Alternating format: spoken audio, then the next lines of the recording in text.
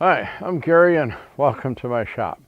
In this video, I'm going to do a quick tip to show you how I assembled the welding cart that I put together and some of the modifications I made for that so it would work with my welder.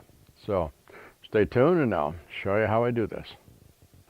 So with this cart, I've already got this one all assembled here already, and it came in a package, and the only instructions it came with was this sheet of paper, which was like a parts illustration and a parts listing.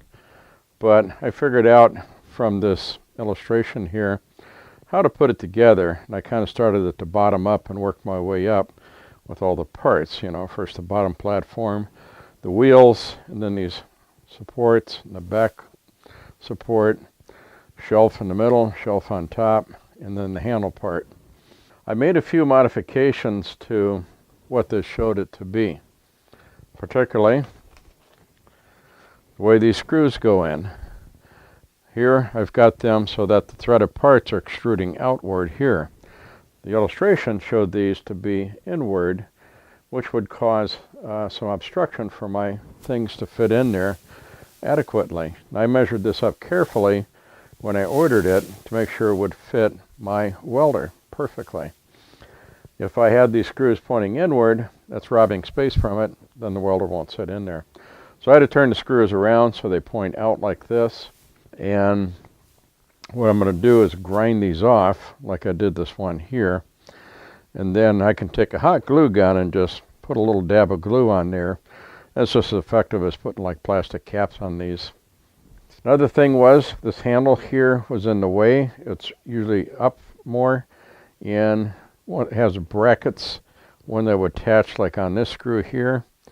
And what happened was, and I'll put up a picture here of what happened with those brackets on there for this arm, to steady this arm, I wasn't able to open the side door of the welder so that I could do things with the wire and so forth. So I took those off, sat the welder on here, got a good position for this handle to where it would be out of the way. Then I drilled some extra holes in here to give it, the adequate support so that this handle will hold well. So it's like 2 bolts holding that instead of a long bracket. Not going to put a whole lot, but even if I lift this thing, I think they'll still hold pretty good. I also put some extra flat washer on the wheels on the bottom, because the wheels only come with one flat washer, which goes on the outside there against the wheel, and then you put the cotter pin in to hold the wheel in place. Between the back side of the wheel and the hollow tube that holds the axle, there's nothing between that and the wheel. So I went out and picked up some 1/2-inch washers and put those on behind the wheels to keep it from wearing and tearing too much from rolling around. That'll give it a lot extra protection.